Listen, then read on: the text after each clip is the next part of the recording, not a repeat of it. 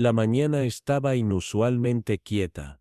La niebla se acurrucaba alrededor de las ventanas de las mansiones de Whitehaven como dedos cautelosos, amortiguando el ruido de la ciudad en algo distante y olvidable. Hercule Poirot se sentó a la mesa del desayuno, organizando los elementos de su ritual matutino con perfecta simetría. Una taza de tisana, un periódico cuidadosamente plegado, un huevo hervido de exactamente 3 minutos y medio. No esperaba el correo, y sin embargo, llegó. El sobre era peculiar, escoriado en los bordes, ligeramente perfumado con una mezcla de humo viejo y lavanda.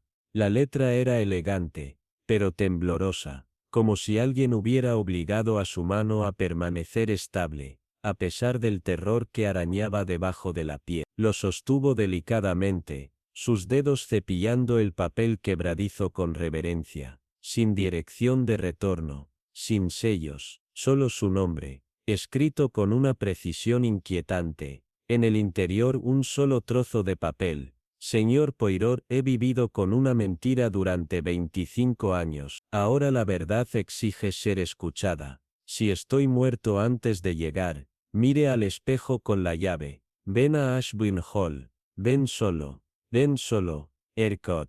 Poirot lo leyó una vez, luego otra. Sus ojos, generalmente divertidos o estrechados con sospecha, se volvieron callados, no atentos sino extraños, como si una parte de su mente ya hubiera pasado más allá de las paredes del piso, y entrado en un lugar más oscuro. Me pasó la carta sin decir una palabra. Yo, el capitán Hastings, la escaneé rápidamente. ¿Crees que es un engaño? Poirot sacudió la cabeza una vez lentamente. No, mon ami, esto no es ficción. Los bordes están quemados intencionalmente, no por accidente. El aroma de lavanda, específico, no perfume sino aceite. Y la mano que escribió esto, no temblaba por la edad sino por un miedo profundo y paralizante. Pero mire al espejo con la llave, ¿qué significa eso? Se puso de pie con una resolución repentina, ajustando su corbata con un pequeño asentimiento de finalidad. Significa, Hastings, que en algún lugar de esa casa, una verdad está oculta, y si este Ercot ya está muerto, entonces quizá ya sea demasiado tarde para detener el crimen, pero tal vez no lo sea para resolverlo. Pero dijo, ven solo, ¿no? Poirot sonrió débilmente. El último deseo de un hombre puede ser dramático, pero confío más en la lealtad de mi compañero que en la superstición. ¿Vienes conmigo? ¿A dónde? Ashburn Hall, dijo, con voz baja. En Derbyshire. El nombre es antiguo, las raíces aristocráticas, pero algo ha estado podrido en sus sombras durante 25 años, y ahora desea ser visto. El tren a Derbyshire se deslizaba como un susurro por una tierra que aún despertaba del frío. El cielo sobre nosotros era de un gris de hierro, pesado con el peso de algo tácito. Miré ocasionalmente a Poirot, que permanecía inusualmente callado, mirando por la ventana con la punta de los dedos presionada, la carta aún cuidadosamente doblada en el bolsillo de su abrigo. Estaba pensando, no en el viaje, sino en lo que podría esperarnos al final. Cuando finalmente llegamos, un auto nos esperaba. No había conductor, solo una nota en el tablero.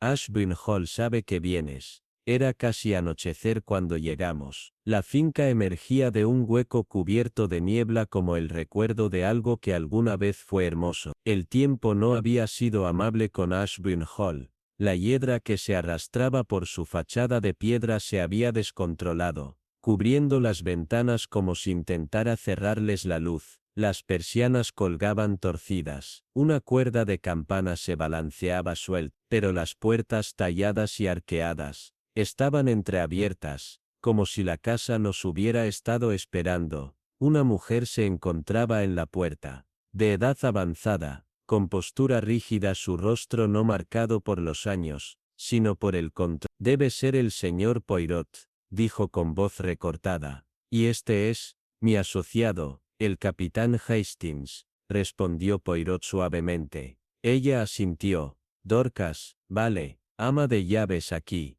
o lo que queda de una. Poirot se quitó el sombrero. Estamos aquí en respuesta a una carta, enviada creo por el señor Rufus Elcott. Sus labios se apretaron. Está muerto. ¿Cuándo? Hace 2 noches. Lo encontraron en su estudio. El doctor March dice que fue su corazón, pero yo, no lo creo. Los ojos de Poirot se entrecerraron. ¿Por qué? Su mirada parpadeó hacia algo por encima de mi hombro. Los pisos superiores, las ventanas agrietadas, el silencio que colgaba demasiado pesado, porque esta casa ya no está callada. Escucha. Y 2 noches antes de morir, oí al señor Elcott hablar con alguien. Pero nadie más estaba aquí. Poirot no dijo nada. Miró la mansión, luego atravesó lentamente el umbral. En el momento en que lo cruzamos, lo sentí, un frío extraño, no del aire de otoño, sino de algo más antiguo. Algo dentro. El vestíbulo era alto y oscuro, con paneles de madera pulidos pero cansados. Un gran candelabro colgaba sobre nosotros, sus cristales opacados por el polvo, retratos alineaban las paredes. Elcotts de generaciones pasadas. Algunos rostros habían sido rayados con un cuchillo fino. A medida que avanzábamos más dentro de la casa, noté algo sutil.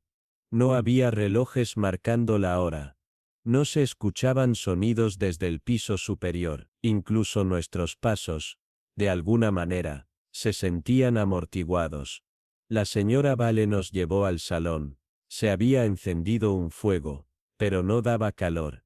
Querrán ver el estudio, dijo, pero deberían conocer a los demás. Primero, ¿los otros? Pregunté, los que llegaron para la lectura del testamento.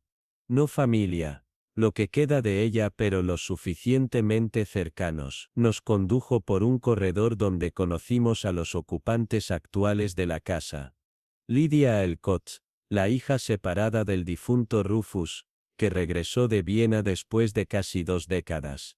Era elegante, distante, con una tristeza en la voz que se sentía ensayada. Simon Gray, primo segundo y abogado, se inclinó más sobre el cinismo que el encanto. No encontrarás secretos aquí, Poirot, dijo. Solo huesos viejos, y remordimientos mayores.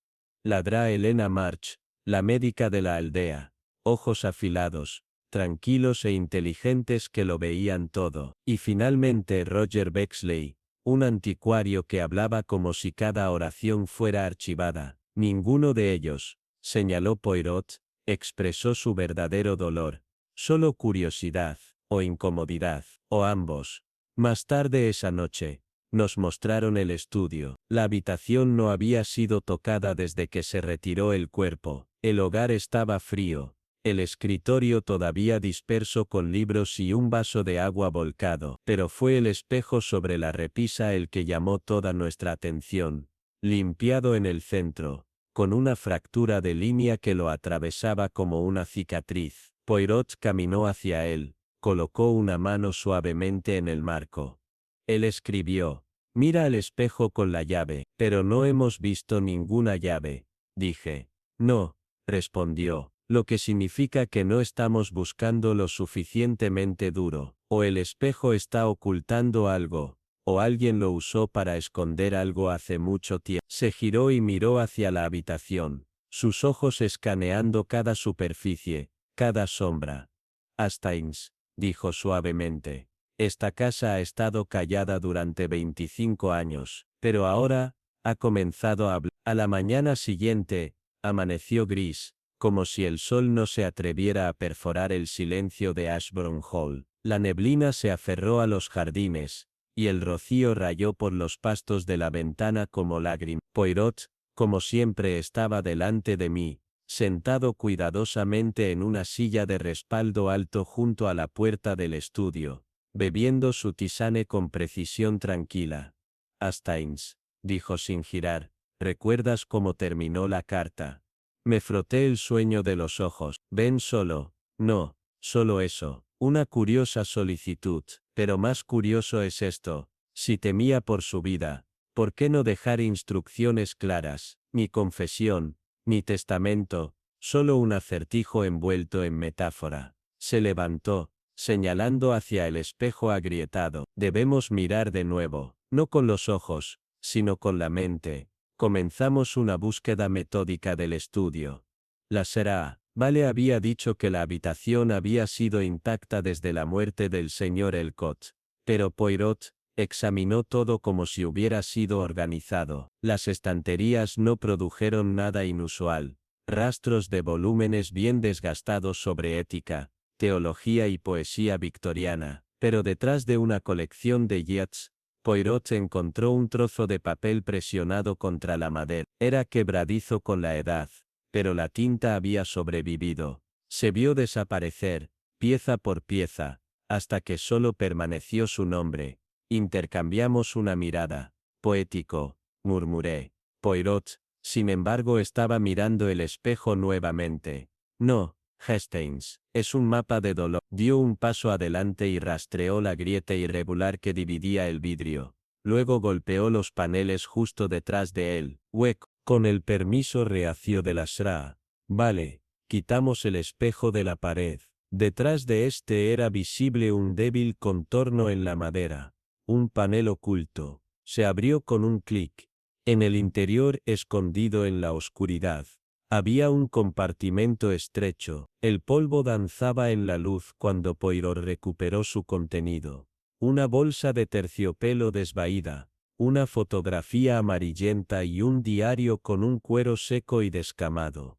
La fotografía mostraba a una mujer, 20 años, vestida con seda gris, cabello recogido. Sus ojos eran solemnes, sin parpadear, e inquietantemente vivos a pesar del paso del tiempo. En la parte posterior estaba firmado en cursiva. Ameline, mayo de 1000. Poirot se dirigió al diario y lo abrió en la primera página. No escribo para ser encontrada, escribo porque el silencio se ha vuelto insoportable. No había firma, pero Poirot cerró la cubierta suavemente y murmuró: esta es su mano. Y esto, Hastings, es la voz que estaba escondida en el espejo. Esa tarde, Poirot llamó a Lydia, Simon Gray, la Drama Arch y el señor Bexley al salón. Presentó la foto y el diario, mirando cada rostro uno por uno. Lydia palideció ligeramente. La he visto, susurró. Ese retrato solía colgar en la habitación de mi padre. Me dijo que era alguien que lo traicionó. La Drama Arch se inclinó para examinar la foto. Esa es Ameline Harrow. He escuchado el nombre antes. Mi madre habló de ella. Venía de esta finca en 1920. Hubo rumores, un suicidio, o un escándalo. Se esfumó. La voz de Poirot era firme pero tranquila. Creo que ella nunca salió de esta casa y que no fue traicionada, sino encarcelada. Hubo un silencio aturdido. Roger Bexley se aclaró la garganta. Seguramente no estás sugiriendo que Elcott mantuvo a una mujer encerrada durante décadas. Eso es una locura. Poirot levantó una ceja. Y sin embargo, la locura es a menudo el arquitecto de tales crueldades. Debemos seguir lo que queda de su sendero. Después de que los demás se fueron, Poirot y yo regresamos al estudio. Extendió las páginas del diario en el escritorio y examinó cada una. La escritura era desigual, dispersa a lo largo de los años. Algunas páginas no eran más que unas pocas líneas, otras relataban sobre la música que se filtraba a través de las tablas del piso, de los cumpleaños perdidos, de una sola flor de lavanda presionada entre páginas y dejada para morir. Pero una entrada me enfrió más que el resto. Él me dice que el mundo exterior no entenderá, que la vergüenza es más segura que la verdad. Pero todas las noches veo la luna elevarse a través de los listones, y me pregunto, ¿alguien todavía recuerda mi nombre? Poirot cerró el libro. Esto, mon ami, no es una historia de fantasma, es algo mucho más aterrador, una verdad olvidada, y alguien en esta casa ha hecho todo lo posible por mantenerla enterrada. Sentí que un escalofrío me atravesaba, no por el frío, sino por la comprensión de que las paredes de Ashbourne Hall no estaban perseguidas por espíritus, sino por el silencio, Y el silencio en las manos equivocadas es el arma más cruel de todas. Esa noche, la casa no durmió. Los vientos variaron desde los páramos, y se enroscaron alrededor de Ashbourne Hall como un viejo recuerdo que intentaba entrar. Las tablas del piso crujieron arriba, aunque nadie caminaba sobre ellas. Las cortinas se agitaron sin causa, y en algún lugar del ala este se reprodujo una caja de música. Solo una vez, un delicado sonido de tintineo, como una canción de cuna abrupta y estremecedor. Me levanté de la cama, el corazón latiendo con fuerza, y encontré a Poirot ya despierto sentado cerca del hogar, completamente vestido, su expresión ilegible. ¿Lo escuchaste también?, pregunté. Él asintió una vez, sí, Hastings, y debemos seguir el sonido. Con velas en mano, nos dirigimos por el largo corredor alfombrado hacia el ala este. Esta parte de la casa había estado cerrada durante décadas. Incluso el aire olía diferente, desgarrado, estancado, intacto por el tiempo. Hacía más frío allí, un frío antinatural, como si las paredes recordaran. Nos detuvimos ante una puerta que no se había abierto en años. La cerradura estaba oxidada, pero Poirot produjo un juego de llaves, rescatadas, sin duda con su habitual tranquilidad.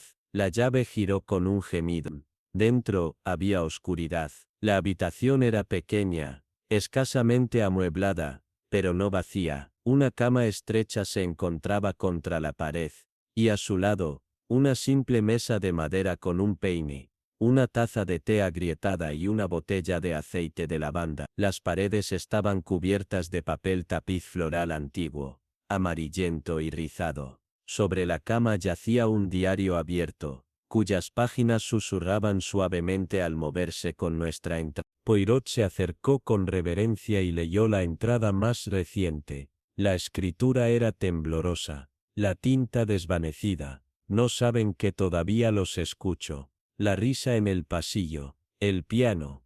A veces olvido cuántos años han pasado. Dice que debo quedarme, que me juzgarán si me voy. Pero el espejo, creo, ve de manera diferente. La cara de Poirot se tensó con una furia tranquila. La mantuvieron aquí, Hastings, no durante semanas o meses, sino durante años. De repente una voz suave, temblorosa, se oyó detrás de nosotros. La vi, la semana pasada. Nos volvimos para encontrar a la Sra. Vale de pie en la puerta, una vela temblando en su mano. Estaba parada en la parte superior de las escaleras, pálida como la ceniza, vestida de gris. Pensé que estaba viendo un fantasma, pero no era temor lo que sentía, era tristeza. Poirot se acercó a ella con lentitud. Sra. Vale, esto es importante. ¿Le dijo a alguien más lo que vio? Ella negó con la cabeza. ¿Quién me creería? Esta casa te hace ver cosas. Poirot miró hacia la cama. Pero a veces, te hace recordar. De vuelta en el corredor principal, nos detuvimos ante un espejo alto en el pasillo, una pieza hermana al del estudio. Su superficie estaba ligeramente nublada, pero intacta. Poirot lo estudió en silencio. Luego se arrodilló para examinar los paneles debajo. Pasó un dedo enguantado por el borde. Algo hizo clic. Un cajón estrecho se deslizó. Dentro, otra fotografía de Emmeline tomada en una fecha posterior, más retraída. Sus ojos, una vez anchos y brillantes, ahora poseían un vacío protegido. Debajo de la fotografía, había una carta, su tinta manchada. Para mi hija Lydia. Si alguna vez encuentras esto, sabe que nunca se me permitió hablar. No estaba enojada, fui silenciada. La vergüenza nunca fue mía para llevar. Poirot se puso de pie, su rostro sereno. Hastings, dijo en voz baja, lo que estamos descubriendo no es simplemente un asunto olvidado, ni una desgracia privada, es algo mucho más pesado, una vida borrada para preservar el orgullo de un hombre. Y con eso, lo escuchamos nuevamente. Los pasos suaves, distantes, casi imaginados, que iban por el corredor lejano. Me volví bruscamente, pero Poirot no se movió, su mirada permanecía fija en el espejo. Hay fantasmas en esta casa, dijo, pero no de los muertos, solo de los inauditos. La mañana siguiente amaneció con un silencio incómodo. La casa parecía estar conteniendo la respiración, esperando que algo se agitara. Lydia Elcott se unió a nosotros en el desayuno, con los ojos huecos tras una noche sin dormir. No dijo nada de la caja de música ni de los pasos, pero el temblor en sus manos nos contó todo. Poirot, siempre metódico, solicitó un recorrido por los terrenos. La verdad, le dijo suavemente, no solo está encerrada detrás de puertas, mademoiselle, a veces, se encuentra enterrada, debajo de las rosas. Los jardines de Ashburn Hall habían sido, durante mucho tiempo, el orgullo de la finca. Incluso ahora, a pesar de la descomposición dentro de la casa, florecían con una belleza obstinada. Estatuas ahogadas, setos cubiertos de maleza, y un cenador de rosas, que de alguna manera había desafiado tanto al tiempo como a la memoria. En su centro estaba un viejo banco de hierro, y justo detrás de él, una puerta oxidada, sellada con una cerradura de latón con forma de rosa.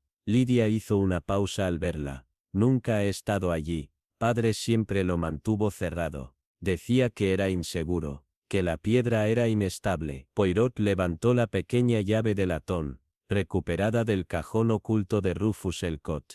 Veremos cuán inseguro es, realmente. Con un clic tranquilo, la puerta se abrió. Más allá del cenador yacía un sendero estrecho, bordeado de piedras cubiertas de musgo. Conducía a una pequeña parcela olvidada, delimitada por setos bajos. Una vez, un jardín de hierbas, ahora salvaje. En su centro, un montículo de tierra desigual, cubierto de pétalos marchitos y vides arrastradas. Poirot se arrodilló, sus dedos cepillando el suelo. Es demasiado fresco, dijo suavemente. Este terreno ha sido perturbado, en los últimos años, quizás solo meses. Lydia palideció. ¿Estás diciendo? Aún no estoy diciendo nada, pero, la pala por favor. Simon Gray, que se había unido a nosotros a regañadientes por insistencia de Lydia, dio un paso atrás. Seguramente esto es innecesario. Mi tío era un hombre problemático.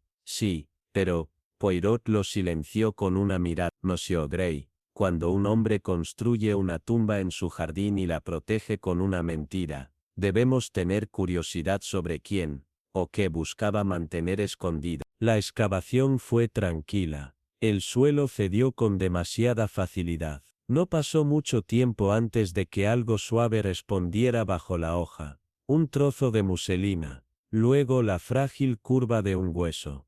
Un relicario plateado, opaco por el tiempo, surgió de la tierra como una verdad olvidada. Poirot lo abrió con delicadeza. Dentro, un retrato en miniatura de Rufus Elcott, pintado hace décadas, más joven, confiado. Y a su lado, un mechón de cabello oscuro. Lydia se volvió. Un grito atrapado en su garganta. Es ella. Ameline. Poirot se levantó, cepillando la tierra de sus guantes.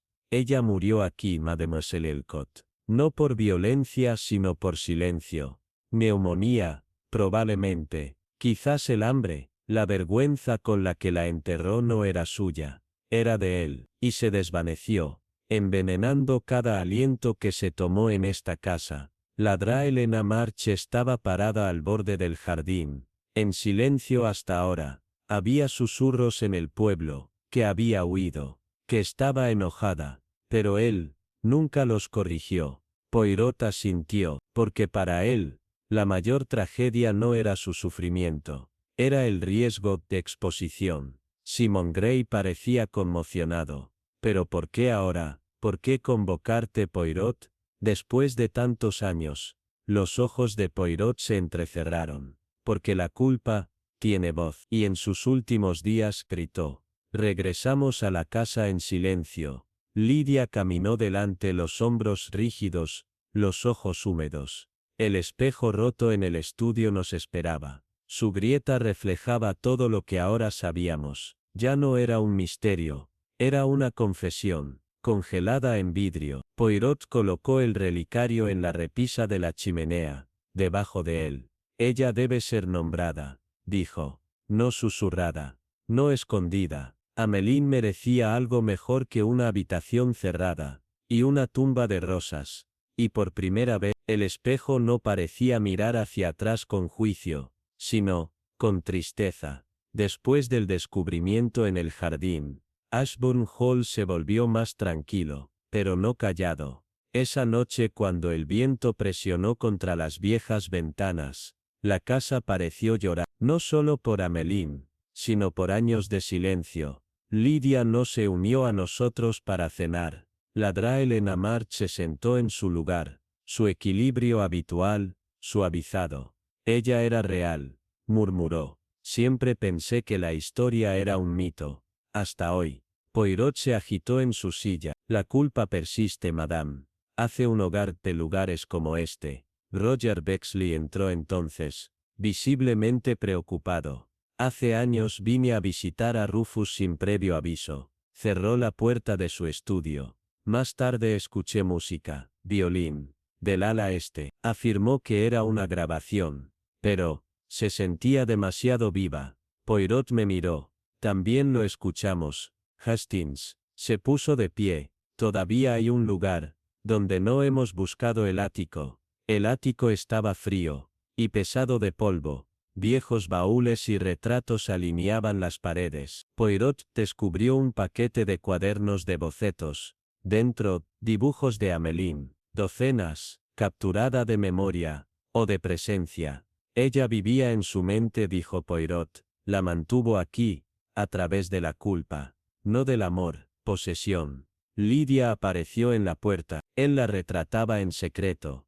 esperando que lo redimiera. Pero el amor oculto sigue siendo una prisión. Poirot asintió. Ahora, debe ser devuelto su nombre. Esa noche la casa crujió bajo el peso de la memoria, pero tal vez, por primera vez, la tristeza había comenzado a levantarse. La mañana trajo una suave llovizna, y con ella, una extraña calma sobre Ashbourne Hall. Poirot solicitó a Lydia que nos guiara nuevamente al jardín de rosas, ahora cubierto de vides, enredaderas salvajes que se arrastraban sobre el camino de piedra, como el tiempo mismo tratando de olvidar. Detrás del cenador, la pequeña llave de latón giró con un clic reacio. Debajo de la tierra húmeda, se desenterró una caja de madera, modesta, pero intacta. Dentro, envueltos en delicada muselina, había huesos, frágiles, en paz. Alrededor del cuello colgaba un relicario de plata. Poirot lo abrió con cuidado. Un retrato en miniatura de Rufus Elcott miraba hacia atrás. Lydia se arrodilló. Su voz, apenas un susurro. Nunca dejó de amarla. Pero, el amor nacido de la vergüenza, se convierte en crueldad. El tono de Poirot era suave, pero firme. Él la enterró, no solo en la tierra sino en el silencio. Pero la verdad, mademoiselle, no se pudre. Espera. Más tarde, dentro del pasillo, Poirot colocó el relicario en la repisa de la chimenea, junto al espejo agrietado. Que ésta sea su tumba y su monumento. Ashbourne Hall pareció exhalar un aliento de larga data, finalmente liberado. En los días que siguieron a la revelación, una transformación sutil comenzó a aferrarse a Ashbourne Hall, donde antes el silencio se había adherido a las paredes como el moho. Ahora había movimiento, suave, decidido. Lydia Elcott, ya no cargada por la sombra de su padre, se movía por los pasillos, no como una heredera destinada al olvido, sino como una mujer decidida a reclamar el legado de su familia. A través de la verdad, ella convocó al personal restante, a los aldeanos, y a los miembros del fideicomiso. Con una convicción tranquila, anunció su intención de reabrir Ashbourne Hall, no como una finca privada, sino como un santuario para mujeres cargadas por el silencio, la vergüenza y los secretos que ya no podían llevar solas. Que esta casa, dijo, con voz estable, ya no oculte el dolor, que ofrezca refugio a quienes el mundo ha olvidado, como mi padre una vez encarceló un alma aquí, Que 100 encuentren la libertad. Poirot, siempre compuesto, simplemente inclinó la cabeza. Mademoiselle, su acto no es solo redención para su nombre. Es un eco de justicia para el pasado. Bravo. El espejo sobre la repisa, una vez símbolo de secreto y culpa, no fue retirado, ni reemplazado. Permanecía en su silencio plateado, como si la casa hubiera elegido recordar. Y eso creía Poirot. Era su redención final, no el borrado de lo que había sucedido, sino el coraje de vivir con ello, abiertamente. Mientras empacábamos nuestras pertenencias para partir, Poirot hizo una pausa, por última vez en el salón. Se paró ante el espejo fracturado, sus manos detrás de la espalda, su mirada, firme. «¿Ves, Hastings?», dijo suavemente. «La justicia no siempre es un mazo, o una celda. A veces es la ruptura del silencio, la torre de la verdad, la tranquila dignidad, de la memoria recuperada». Afuera la niebla comenzaba a levantarse de los moros. La luz se filtraba a través de los árboles, como si algo invisible finalmente hubiera soltado su agarre. Ashburn Hall permanecía en silencio, pero ya no estaba hueco, por primera vez en décadas. El silencio dentro ya no se sentía opresivo, se sentía en paz, y detrás de su viejo espejo roto, la casa finalmente había comenzado a respirar nuevamente. Salimos de Ashburn Hall justo cuando la primera helada de noviembre se asentó en sus puertas de hierro. El camino estaba en silencio, los árboles se inclinaban en duelo, o tal vez, aliviado. Desde la ventana del carruaje, miré hacia atrás por última vez a la gran mansión, ahora bañada en una luz pálida e indulgente. Algo intangible había cambiado. Donde una vez la finca se alzaba como un mausoleo del silencio, ahora latía débilmente con vida, como un corazón antiguo que aprendía a latir de nuevo. Poirot se sentó frente a mí, las manos cuidadosamente dobladas sobre su bastón, los ojos, distantes, en pensamiento. «Sigo pensando en ella, Poirot», le dije. «A mí vivir en las sombras durante tanto tiempo, morir sin ser escuchada, es indescriptiblemente cruel». Él asintió, su expresión solemne. «Sí, mon ami, pero la crueldad no estuvo en su muerte, estuvo en el olvido. Cuando un alma es enterrada sin memoria, es como si nunca hubiera vivido en absoluto». No dije nada. Afuera, los páramos pasaban en silencio, como siempre. Poirot continuó, su voz más baja ahora, más reflexiva. «¿Ves, Hastings? La verdad no siempre truena en la sala de un tribunal. A veces susurra a través de las grietas en los viejos espejos. Se deleita en letras a medias y alas cerradas. Y a veces, lleva años, décadas, encontrar su voz. Y cuando lo hace». Poirot sonrió débilmente. «Entonces, incluso una casa embrujada puede volver a ser un hogar». En Londres, la ciudad reanudó su ritmo, indiferente a las tragedias enterradas en las mansiones del campo. Pero para quienes habíamos caminado por los pasillos de Ashburn, quienes habíamos sentido el peso de la memoria presionando contra cada pared, no lo olvidamos. Esa casa lo había visto, ese espejo, lo había visto. Y aunque se rompió bajo la presión de la culpa, también reflejó algo más, la capacidad de la verdad para sobrevivir, incluso cuando se oculta. Esa noche, mientras nos acomodábamos en nuestras habitaciones en las mansiones de Whitehaven, Poirot colocó cuidadosamente la carta quemada, la misma que lo había iniciado todo, en una carpeta de sus casos más importantes. «¿Lo archivarás como otro misterio resuelto?»,